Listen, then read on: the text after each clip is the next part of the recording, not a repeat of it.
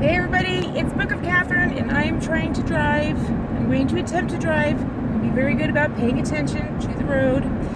So anyway, make sure that I'm under the speed limit. I really like to do my cruise control when I can.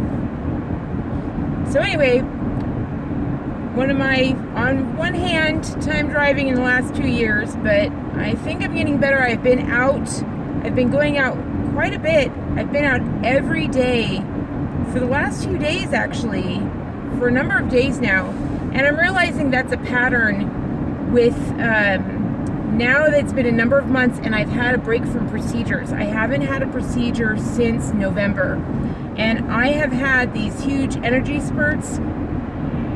The end of November, at the end of September was like Freedom Week. I had this big Freedom Week, and because I'm videotaping these things, I noticed the end of September was this big energy thing. The end of November, I had an occupational therapist with me, and I had a physical therapist with me in the house. I was keeping an activity journal, so then I was very aware of a big energy burst all that week. Then December came along, and I had my vacation, and I became very aware that after I came back from vacation, I was expecting to just crash, and I didn't.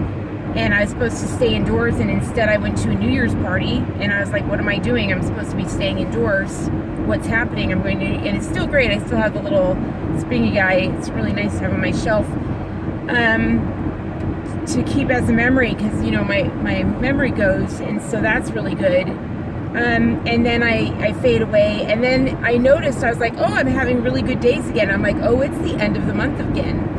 And I haven't, and I'm wondering if it has to do with hormones. Now, my hormones, as you know, if you've been watching my channel from the beginning, my hormones have never been consistent, ever been consistent. And I think that this is a really, really big deal if it has to do with hormones, because that's the only thing that can really be monthly and be consistent, unless it has to do with, moons or something like that, or something to do with it. I don't think so. I don't think anything can have that much of a control on your body. I think probably my body cycle is getting, because of my brain and because of the severe change that happens in me. I know that I'm more active when I have less episodes, when I'm having less seizures, if you want to. I don't know, I need to get an actual doctor to confirm what it is. But they really feel like, I'm being zapped in this cattle prod, and I'm getting these yanks, and it'll be either in this leg, or it'll be in this back part, or it'll be in this arm, and it'll inhibit what body part is able to move. So like when my legs go out, the legs are in a way seizing or having an episode where they're locked together and locked up.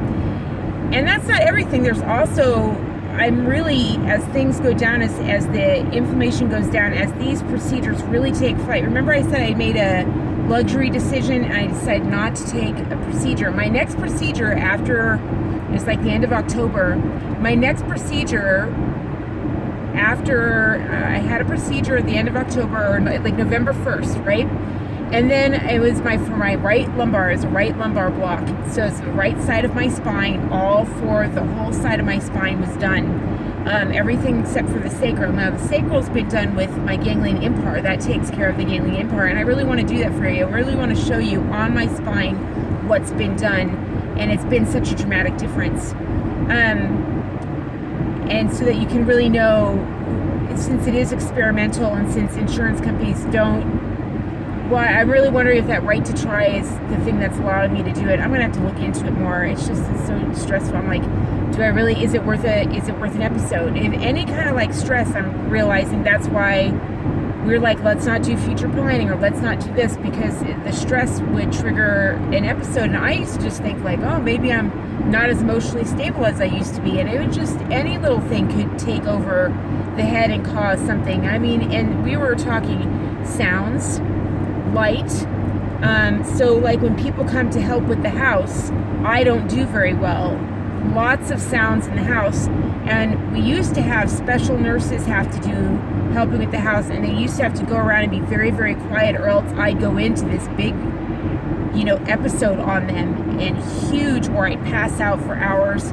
We kind of were starting to get an understanding of what all that is, and it's hard when you're in the middle of it, because when you have big car accidents like this, doctors or the medical industry, and even us, we all want to help each other out and have a nice, easy solution and say it's this one thing. But in reality, when we go through these big car accidents, it's not one thing that gets hit. I think I've talked about this before. It's multiple things that get hit. It's not just your head. It's also your spine. It's also your arms and your legs, and a number of things get hit. And over time, and then on top of that, your body wears out over time, and your lifestyle changes. I can see it that our lifestyle changed just where we lived. I now know that my house affected things a lot. Getting the home that we got really, remember how I said I can't understand why when we got here things changed so much? It's not that when we got here things changed so much. That's not necessarily it. What changed so much, I think, this may change again. You guys see how it keeps changing as we get more information and have time to observe. But we're starting to wonder I'm starting to wonder if it's my driveway. I have this long driveway that's it's not paved. It's bam, and we don't have the finances to have it repaved every single, most people don't. Most people have big trucks. I know my locals in the area you need to get a truck, and I know it's just a couple grand, and I'm just it's really hard to prioritize what thing to put what money towards what first. And that's part of what I'm doing today. I'm doing some research as I'm getting better. I think that I've been trying to find ways to get out of the house, ways to be productive again and earn money again and be productive. And Book of Katherine is definitely a way of doing it. But the problem is just tweeting is not enough for my health now. As I'm becoming more of a functioning adult, it's actually against my health to just sit there tweeting. My body, it's not good for me. If I stay there tweeting as I'm able to move more, that's not good. That pushes me towards atrophy. My body now wants to move more, and I'm well, what do I do now when if I move too much I end up having an episode? Well, and it's been a real hard thing to figure out should I try dance lessons? Well, I try to teach classes. That was actually too much, and I know why that is. Classes, you have to move more around the room, and yet private lessons, I don't. I just sit in one place. Now I actually did a private lesson where I stood through I did it all on my own. I did my first private lesson where my husband was not there. It was just me. I conducted the entire private lesson myself, and I stood the entire time. I had a very rough night. I didn't sleep that night. I'm learning. I got too excited. I stayed there. But that was a big deal. But that's my point, is that once I'm functioning and able to do that again, I'm getting that energy back again. It's not good for me to just stay there tweeting. And I'm well, how can I do this but also do it in a healthy way and still have a productive life? And so one of the things I'm considering right now, is I'm considering doing something where I kind of do an online store where I do things that help my customers. Not my customers, I'm saying customers. I just saw a big sign that said customers, sorry. I don't have customers. But I'm considering doing something where, let me not look at that. So I need to go in there though. Wait, oh shoot, they're gonna close in 10 minutes. Hold on, I guess they have to go take care of the customer. Hold on, I'll be right back. All right, I'm back. Whew. Okay. Some people aren't very nice, are they? Some people, it's so funny. There was the guy behind the counter, and then there were people ahead of the counter, and the people were coming up, and I don't know if it's a generational thing or no, it isn't, because I saw it over this weekend, and I saw 3 different generations this weekend. No, 4 different generations. And it didn't matter the generations, because I saw, it almost is it hopscotched. So the oldest generation was kind of like me, just super nice and happy and just enjoying each other, if that makes sense. Laughing and looking and helping each other out, or being I was oh, I'm not in line. Let me get out of your way. And they're oh, you're not in line, okay. Whatever. Or if the guy said a thing at the counter, the husband would make a joke, and he'd be yeah, I wish I could get rid of her or something, or I wish she was Shiva, and they'd be the husband and wife would be joking or something like that. And I don't know. there's an approach to life of like they're outside and they don't assume that the world's angry. They kept their guard up. Like they certainly kept their guard up. They certainly didn't say hello to me right away, but it's funny because the other guy just was not. He just was insistent on being like not happy, and the thing is I understand if people are unhappy. I understand that. I understand if they're not happy. I get it. But it's interesting when they are really insistent on putting it on to you. It's very interesting when that happens, when they've really got a problem if you're happy. They've really got a problem with your happiness. That's just very interesting to me. I'm like, okay, I don't know why I'm special. Like, I don't know, it's interesting to me. Some people are bewildered when you're happy. I remember that one time when I came home from college once. I came home from somewhere, or maybe it was the end of college. I remember one of my high school friends was there. They came back and we were all the Catholic Church family. It's like Easter or something, or I don't know, something where, Catholics, we all get back together and we were all back in the same thing. So I saw a high school friend and he was just like, you're just so happy. Why are you so happy? I don't get it. Why are you so happy? And I was just like, is that I'm sorry. I apologize. I'll be happy now. I wasn't trying. I was just like, hey, there's a point in the mass where you turn around and you say, and I forget the word or whatever, but you say, and God be with you, or blessed be with you, or there's some blessing where you turn and you shake your neighbor's hand. They actually do that, Catholic Church, and that is something that I did enjoy doing on that Sunday morning, on the Christmas morning. I can't remember the last time I haven't been back in church since my parents, you know what I mean? Since like my parents still commanded what I did in life, and they said go to church. I was like, I go to mass. And so, yeah, I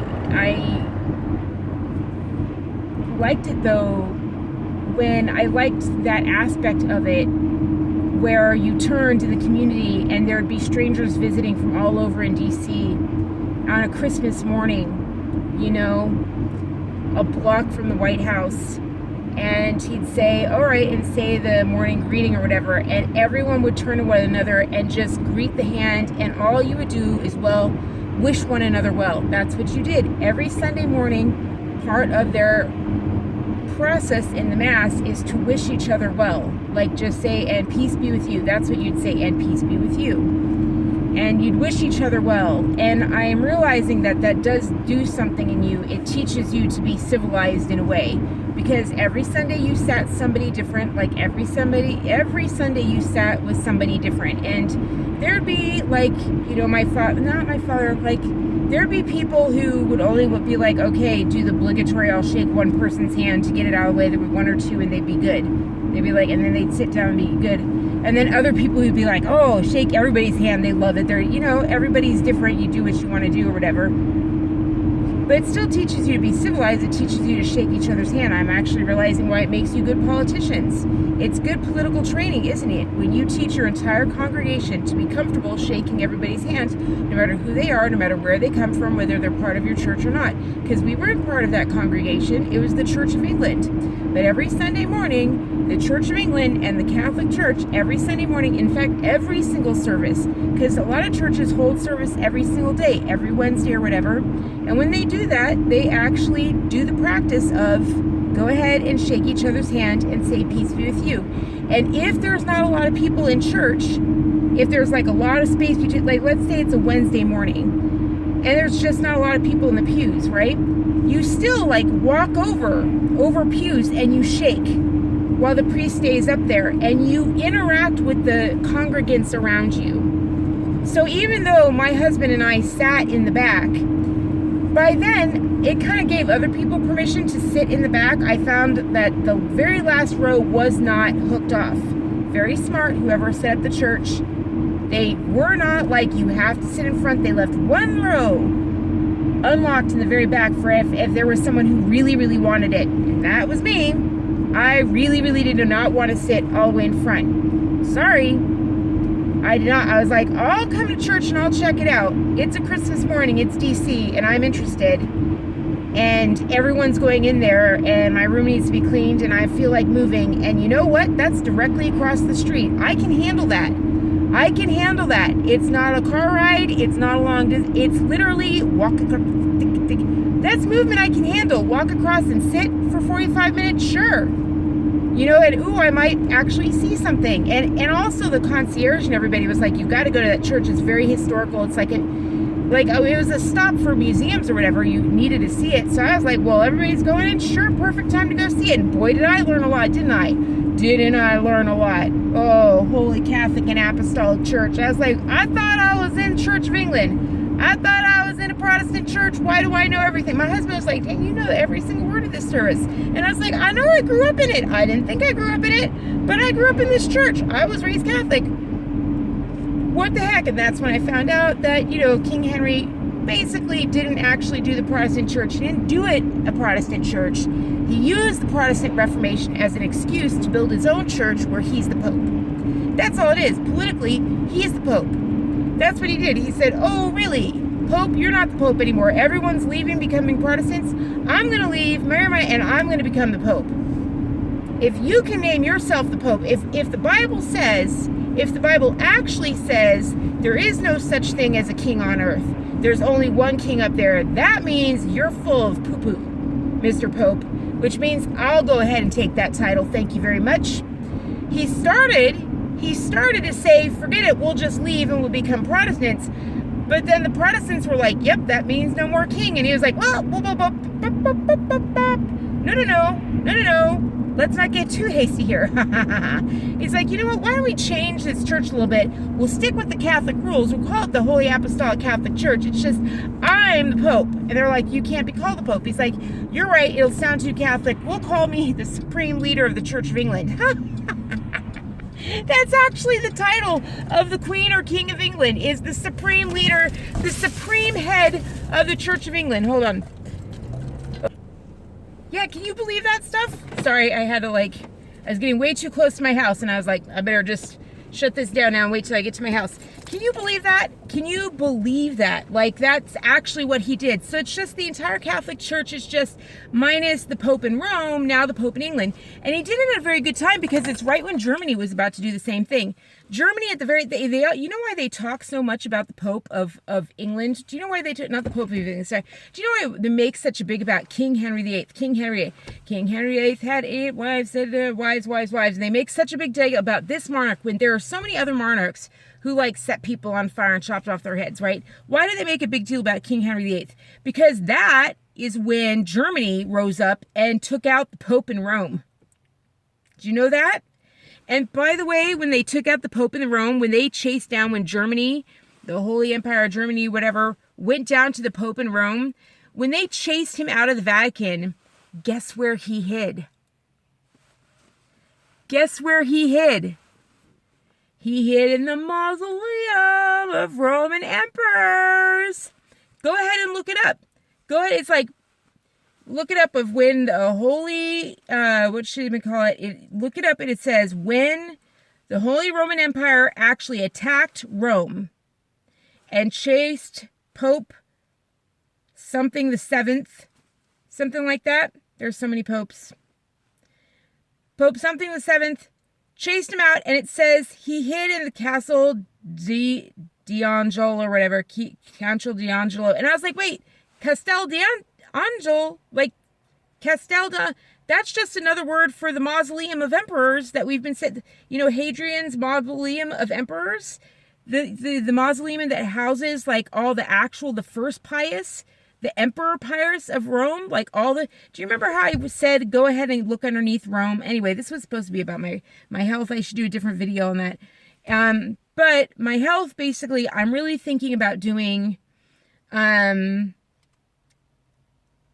this was really good. I'm really thinking about doing something where, okay, for example, like I had to go out and get this jacket because this is what I wear every day. I have to wear this because it is winter outside right now. There is snow on the ground. There's snow on the ground. There's snow on the ground and I'm wearing a tank top. Do you know why I'm wearing a tank top? I have learned that if I wear anything on this vertebrae, it actually starts to cut off my legs and I start losing feeling in my legs and I start to have an episode.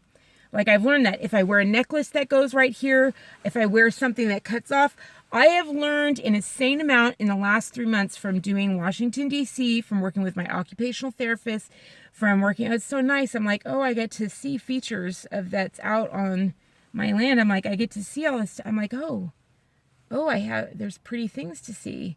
So I'm not used to it. I'm like, there's something, I'm like, I don't get to see that. There's water. The East Coast has all these like lakes and rivers, and I'm not used to. California didn't have anything like that. I'm not used to it. I'm not used to like looking out and seeing, bodies of water. I'm just not. And I'm like, oh, right. Water exists. Not ready for it. Not ready for it. Still took me out back on the Freedom Trail. I heard water in the background. Still not used to it. Only you have to go up high in the mountains for California or whatever. So still trying to get used to it, like not outside very often. When I get outside here, I crawl back into the house. And when I do the Freedom Trail, like I go there, I go right back into the house. I never get to actually sit here or like get to see what's out in my front yard. You know what I mean? Like, I'll get to see it one day, you guys. And that's my point, is I'm doing this to work towards it. In order to get me moving again, I'm thinking about like starting to do like a little store online, like using my skills. Like I used to sell, like when I had a storefront and everything like that, part of my storefront was selling online and selling things online, like selling. I was really good at it. I was so good at it that I ended up coaching on the side. I ended up coaching, of course. Why don't men ever sign up for it? It's always women, like small businesses for women I'd ended up coaching before I moved up to Silicon Valley or whatever. And that launched me into much bigger things. And so that's a good way for me to, like, I can feel that activity coming back in, like missing doing, like that's an activity I can do every day. And not only that, but now that I'm thinking of doing that, like doing things, because I have all these things, like now that I know what hurts, and half of my closet doesn't work. Like, I'm like, half of my closet isn't spaghetti. I bought things for winter. You guys have seen the stuff that I have. I have these gorgeous sweaters that come around my neck.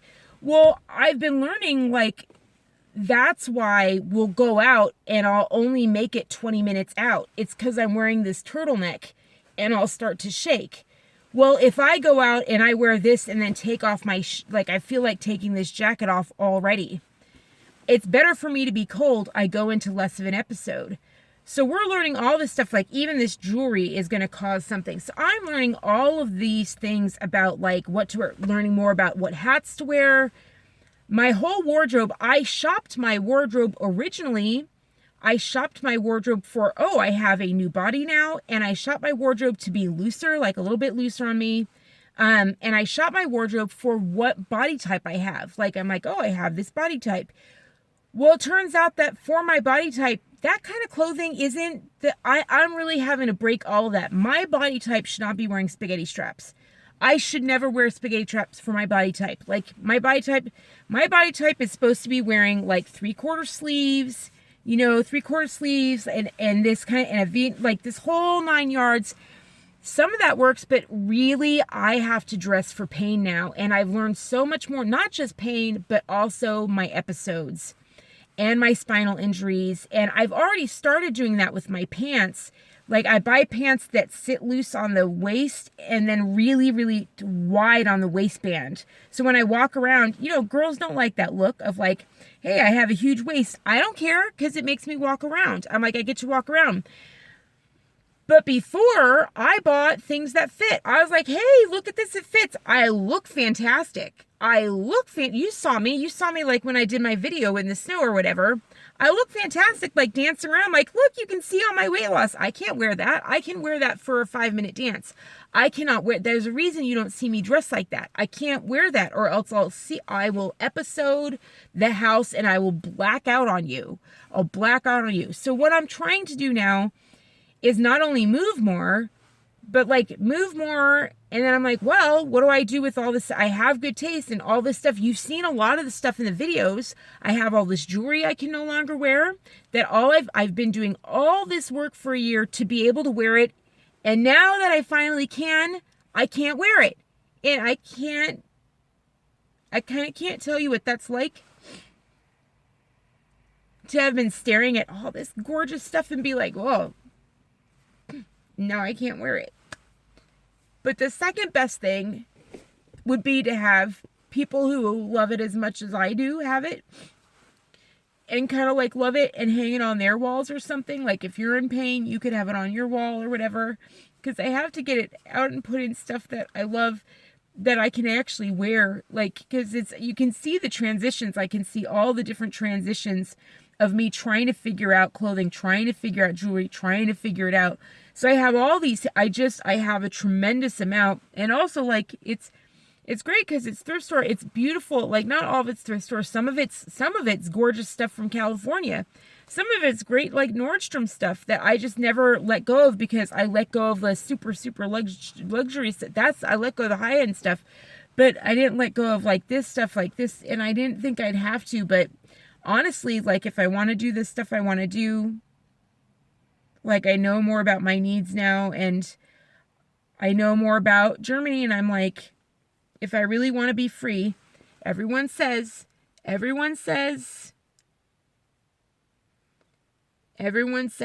like, oh, we're so much better. And I'm like, no, what does Jordan Peterson always say? He says, do you think you're better off than your grandparents? Do you think you're better off than your grandparents? And I just like to say to Jordan Peterson, yeah, well, my grandparents were free. They didn't own any banks, anything. They were free. They were free men. My grandparents had children and grandchildren, and both sides left an inheritance. We're not leaving an inheritance. We would be leaving debts behind for anyone. Our poor cats would have to take on our debts. And I'm like, no, I'd like to move towards, like, I want to live better than, I want to be a free man. I don't want to be leasing my land from the kings, who are just the bankers. We say the bankers now, but those are really just the monarchies. Those are who own the banks. Same people as before. So I'm like, okay, well, I said this year was my goal was to learn more about the Bible. I've learned more about the Bible and why that's so important to the Constitution and the freedom of man. I've been learning more about that. That's been a real shock for me, even more so now. I've been reading, like, I didn't know that Genesis chapter 2 mentioned the Euphrates River and mentioned that Eden was in the east. Remember how I said I think the real map of the world really has Alaska in the middle where the land comes together? Like, that's the way that's the land masses actually come closest together and even touch there, where Alaska and China are. And I'm like, wouldn't we all be connected there? Wouldn't that be the center? Like, wouldn't we all be where land is? And then it turns out that's where we actually traveled genetically. And that's why we had ziggurats all across down to South America. So really, like, we were probably stacked like this, where it wasn't like North America, South America. It was probably like, Europe and South America, like Europe and the continents and down here. And they connected at Alaska here. And I'm like, they just probably thought like that. Like, they probably just traveled the land up and down, and it's looking like they actually did that. But if they did that, if they looked at this long map where they just traveled it up and down, they published the world the opposite way. They cut it off, and I think they do that to kind of hide that history from us or whatever. Because if you look back, why do they cut it that way?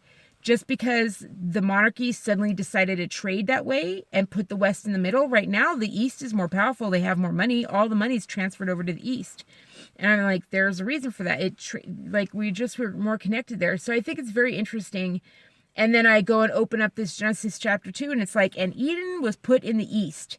And I was like, I don't think we call Eden the East.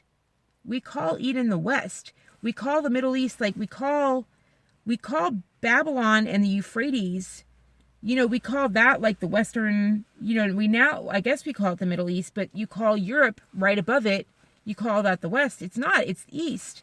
And then this is the way. It's very, very interesting to me. Like, so I'm glad I'm studying that. But then the other thing I said is I want to start really focusing on the debt, because I've been so focused on the medical bills.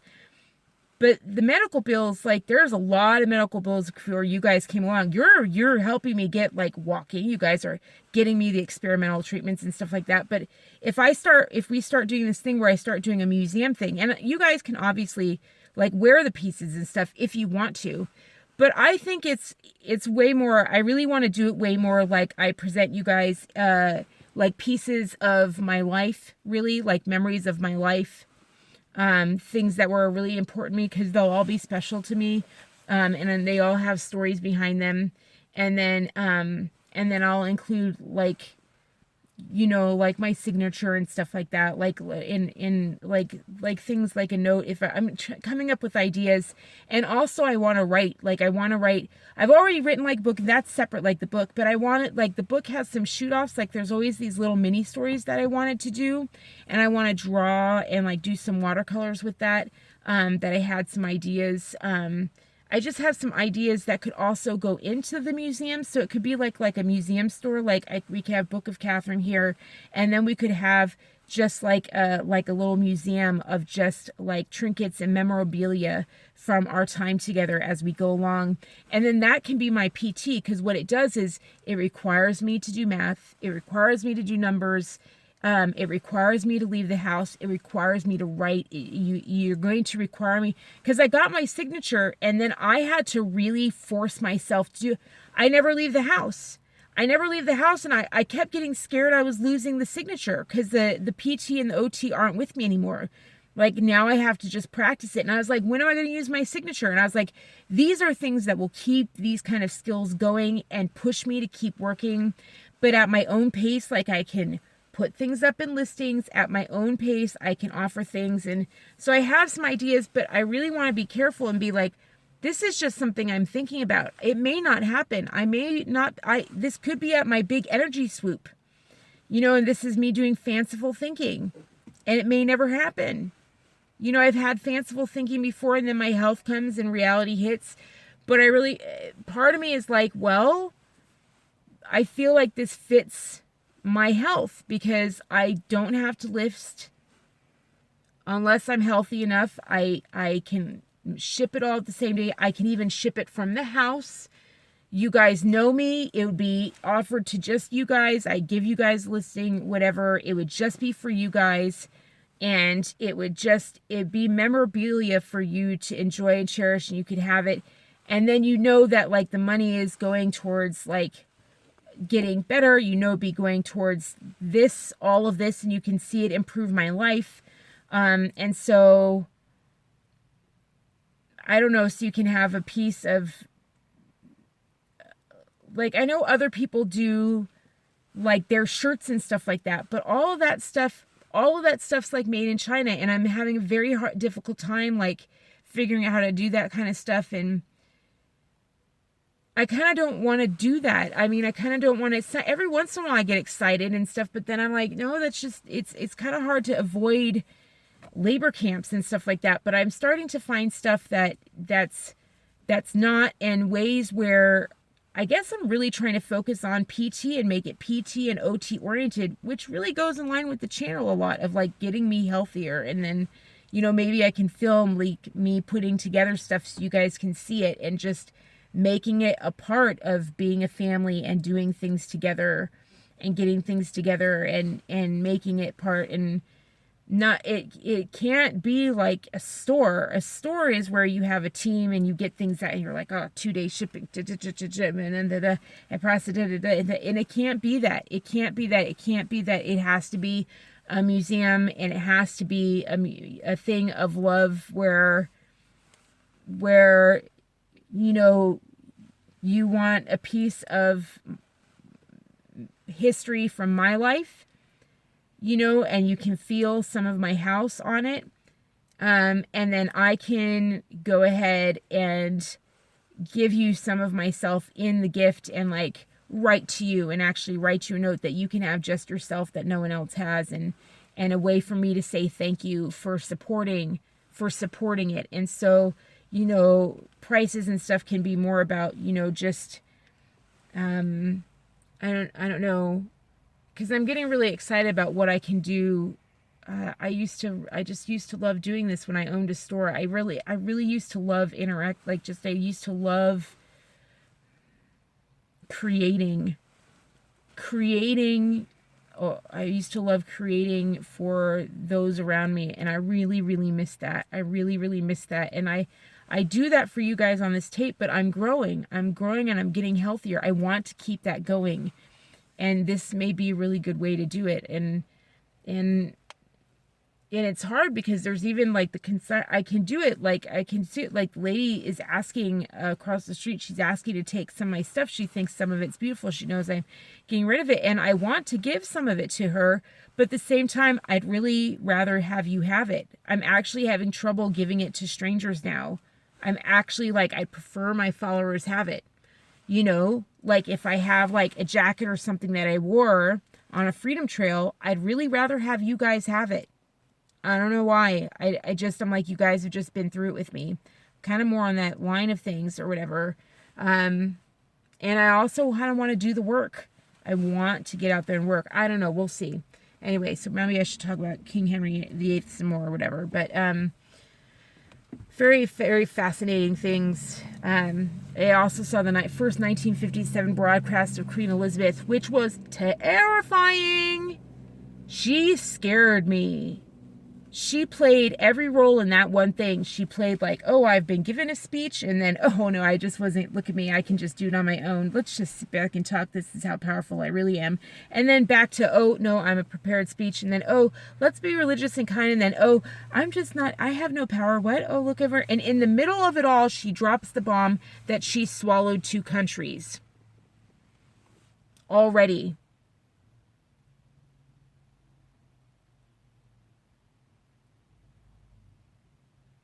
At the age of 27. She just, like, Nazi Germany isn't even 10 years out. And she's just like, by the way, we swallowed 2 more. And she just talks so great, like, so kind. She's like, and I've been the first monarch to go to Canada and preside over their parliament. And I'm like, yep, we know. You're making sure everyone knows that you're the monarch of each of these places. Like, she actually brought her butt over to Canada and made sure they knew that she was the monarch. That they knew they were in a parliament. She was the monarch there. And she's like, they agree to me and they know I'm the people's representative. She was like, people so want to throw away traditions. Can you believe that? Throw away good, hearty traditions. And I'm like, oh, you mean like monarchies? You mean and do new, radical ideas like freedom and independence? I love how she constantly says self-governing. That's how they keep doing that. They go, well, they're self-governing. I'm like, yeah, you gave them instructions and then they're expected to go do it. Yeah. I guess you can call that self-governing. That's not independent. All right. Love you guys. So we'll see what happens or whatever. But I'm like sitting here. I'm like, I can't really move. I've kind of worn out my spine. I'm like, kind of cold. That's what happens when you don't wear your jacket. But my shoulders have just been so bad. So I think I'm just more aware of it, like the arthritis and stuff like this. But the last few winters, I haven't been moving at all. Remember, I was like, winters are so bad, and that's why I pushed it so hard in Freedom Week. Remember Freedom Week of September? Do you remember how hard I pushed my body? I cried.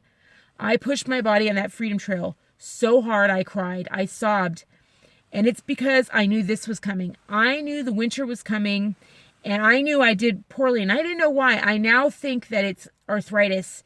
As a dancer and from being frozen for all those years or whatever, but as a dancer, you pummel your body. You're an athlete. I mean, I've talked to the doctors in these super, super big, I've actually, some of the best, like the people you watch on TV really in athletics, I've gotten to meet with some of their doctors along the way. And they're like, your body's right with them. You know what I mean? They're like, your body's that kind of athletic body. Like you really did that to yourself. I recognize the walk of like Mary Lou Retton when she kind of walks like that. I'm like, oh, I know that walk. we really just you shove your bodies, and then no one tells you what's coming at the end of life. Like, no one tells you what happens after the age of like 33, because you're not liquid, your body doesn't do the liquid of the silicone and the things or whatever. If you don't stop moving, if you settle down, have a family, anything, if you go, oh, want to support your husband or whatever, no one tells you, if you don't stop moving at all, like you stop, putting like all this lubrication in your joints. That's what happens when you move. You lubricate your joints, and that's why it takes away a lot of pain. Well, the cold comes and it makes all your muscles kind of freeze up, and you kind of don't move as much, and all the arthritis comes back in the joints, and I just feel it in every joint. Like, I find out where all my joints are, like everything in here, because there's like there's cartilage in between each of the, I at least feel stuff, like I feel this inflammation even in between my ribs here, and I'm just like, it's just fire, like all these areas of fire all the way through here, all through everything through here, and I'm just like, it's not good. It's not good at all. And what happens is that that's what I end up doing. Remember, I was like, I need fires so much, but then I don't need them in the summer, and I didn't understand that. Well, yeah, like the cold is gone, and cold just kicks up your arthritis or whatever.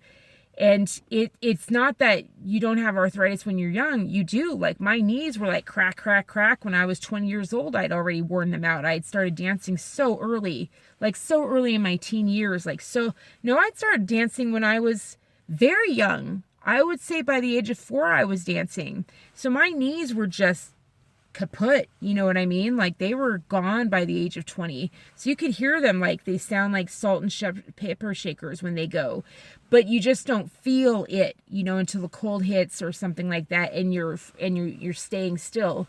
And that's the thing, is that I stay still. So I really pushed it in September, knowing that the cold was coming, but I didn't know why I did poorly. I was just like, I do so poorly, and I want it when it comes, and I'm going to be poor. I want to be moving as much as possible. Well, it turns out that really paid off for me, because look at this. Like, I drove in the winter.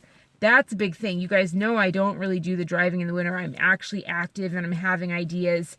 Whereas last year I was just writing. I was active, but my mind was active. My body wasn't really active, and I was really upset. I was like, why aren't I moving? And this is without a procedure coming in. I was scheduled in the end of December. I was scheduled mid-December, and I took it out. I ended up putting it off, and it's coming all the way now into February. It ended up being pushed back all the way into February. I've had some bad days, like we've had to put off mind and body again. Like, mind and body just keeps on getting put off. Like, I'll get really sick the day before, or really bad, like something comes up with my husband's schedule. Just some calamity has come in for months now, for like 3 months. And I'm like, what, am I not supposed to go or something like that? But then again, every time we don't go, every time we haven't gone, like a week later, we discover something else huge. Then I'm like, oh my gosh, how was I ever going to give them feedback without telling them this piece? So, like, I'm really kind of excited, because now when we go, I'm going to be able to be very, very clear with them about what is going on with my body. Before, when I was scheduled, when I was first recommended them like 6 months ago, we were going to go to them and go, here I am. Good luck. Here I am. Watch me for 24 hours. You'll watch me turn these 3 colors. You'll watch me go these 3 things. You'll watch me stutter it a few times. You'll watch me shake a few times. You'll watch me blink out into space a few times. Have fun. Good luck. And now I can be like, well, I have triggers, this. It triggers here, triggers there. It can be I'm managing it this way, but the pain's this bad. I feel like this. If pain feels like this, these are the worst areas I get the pain. It affects my area this much. It affects my life this much. These are the worst times of the month. There's just like this whole thing. These are the types of clothing that affect it. These are this is my spine. This is my spine part of it. This is my headache part of it. This is when my head hurts. This is what happens with my head hurts versus when my spine's doing poorly. And I can just separate. I didn't have any of that months ago, and that's all happened. So in a way, I'm like, well, it's just meant to be. It's just meant to be. So anyway, all right, I love you guys so much. Mwah. I'll talk to you soon. Bye. I hope you're doing well. I really do, because I'm not able to talk to you as much. I switch tracks so much more often now. I'm moving at this faster pace, so I start to write you a thread, and then I get sidetracked, and then I get sidetracked, and then I start to film, and I get sidetracked. I have so many videos just sitting there waiting to do for you, and I'm just going where the pain is going. Like I'm waiting for the pain to let me up and get out and walk into the house. You know, maybe I should turn on the heat. That'll help. All right, love you guys. So thanks for your patience. I appreciate it. You guys are the best. Au revoir. Happy February. Bye.